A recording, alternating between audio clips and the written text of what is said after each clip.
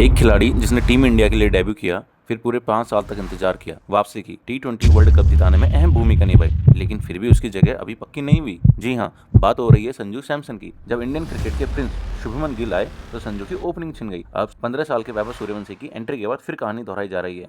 लेकिन सवाल ये है, क्या सच में संजू सैमसन का कैरियर अब खत्म होने की तरफ बढ़ रहा है, या फिर जैसा उन्होंने पहले कई बार किया है, क्या इस बार भी वो दमदार वापसी करेंगे? तो आज हम इसी बारे में या संजू सैमसन के सफर के बारे में हम समझेंगे। आखिर ऐसा क्यों कहा जाता है संजू सैमसन होना आसान नहीं है। संजू सैमसन की शुरुआत ही संघर्ष से हुई है। संजू सैमसन ने जुलाई 2015 को जिम्बाब्वे के खिलाफ पहला अपना डेब्यू मैच खेला था, टी20 इंटरनेशनल डेब्यू किया था और पहले मैच में उन्होंने 19 रन बनाए थे। वो मैच वैसे जिम्बाब्वे के खिलाफ हम हार गए थे 10 रन से, तो अच्छा खासा इम्पैक्ट नहीं रहा। फिर भी युवा खिलाड़ी को लगता है कि अब इस लेवल पर अपने आप को साबित करने के लिए कुछ लगातार मौके तो मिलेंगे ही। लेकिन संजू के साथ बिल्कुल उल्टा हुआ, एक मैच और फिर सीधे 5 साल तक टीम इंडिया से बाहर। इतना लंबा इंतजार शायद ही किसी खिलाड़ी ने किया हो, लेकिन संजू ने हार नहीं मानी।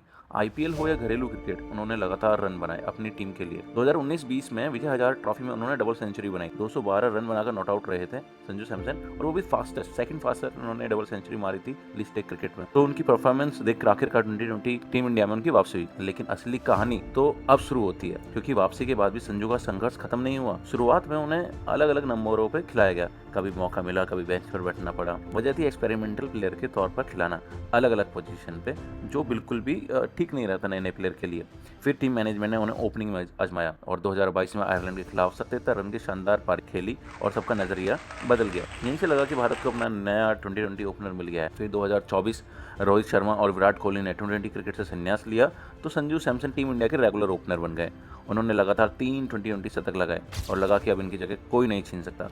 लेकिन टीम इंडिया में कुछ भी हमेशा के लिए तय नहीं होता दोस्तों। यहीं से कहानी में एक और बड़ा ट्विस्ट आया और इस ट्विस्ट का नाम था शुभमन गिल, द प्रिंस। शुभमन गिल का आईपीएल में अच्छा परफॉर्मेंस रहा था, तो उसको देखते हुए 2025 के एशिया कप के दौरान शुभमन गिल की एंट्री हुई। टीम मैनेजमेंट ने बिना ज्यादा सोच विचार के गिल को ओपनिंग दे दी और संजू को मिडिल ऑर्डर में भेज दिया। फिर वही नई भूमिका, नया दबाव और कुछ मैचों में खराब प्रदर्शन।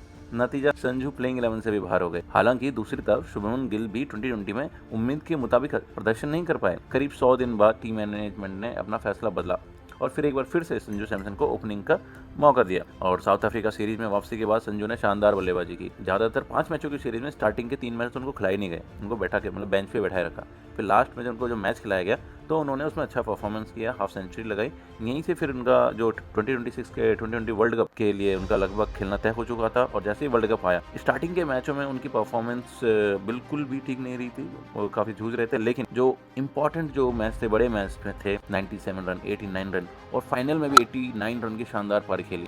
बड़े बड़े मैचों में ये रन की पारी खेलने के बाद संजू सैमसन पूरे भारत में छा गए और भारत चैंपियन बना। और ऐसा लगा अब शायद संजू की जगह हमेशा के लिए सुरक्षित हो गई है। लेकिन ऐसा हमको लग रहा था, लेकिन कहानी अभी बाकी थी। कहानी यहीं खत्म नहीं हुई, क्योंकि टीम इंडिया में एक नया तूफान आने वाला था, जिसकी उम्र सिर्फ 15 साल। अब इंग्लैंड के खिलाफ टी20 सीरीज अब जो शुरू हुई है, उसमें 15 साल के वैभव सूर्यवंशी को डेब्यू कराया गया। लेकिन इसके लिए कुर्बानी किसे देनी पड़ेगी, तो सब जानते हैं, वो है संजू सैमसन। संजू सैमसन को आयरलैंड के खिलाफ भी उनका प्रदर्शन ठीक नहीं रहा, लेकिन वो स्टार्टिंग मैच था, 3 मैच खेले इंग्लैंड और आयरलैंड के दौरे पे, उनकी परफॉर्मेंस कुल मिलाकर 6 रन थी। लेकिन कुर्बानी फिर भी संजू सैमसन की ही हुई, उन्हें फिर से ओपनिंग छोड़नी पड़ी। वैभव ने अपनी पहली पारी में जो बल्लेबाजी करी, मात्र 14 रन, लेकिन एक तरीके से बेखौफ होकर उन्होंने जो दोनों मेन बॉलर थे, जो आर्चर, उसके दूसरे ओवर में पहली गेंद पर छक्का मारा, जॉस टोंगे की दूसरे ओवर के पहली गेंद पर छक्का मारा। जो उनका निडर बल्लेबाजी, उनसे लग रहा है कि संजू को वापसी होना थोड़ा मुश्किल है ओपनिंग में। जबकि दूसरी तरफ संजू पिछले कुछ मैचों में बड़ी बारी नहीं खेल पाए थे।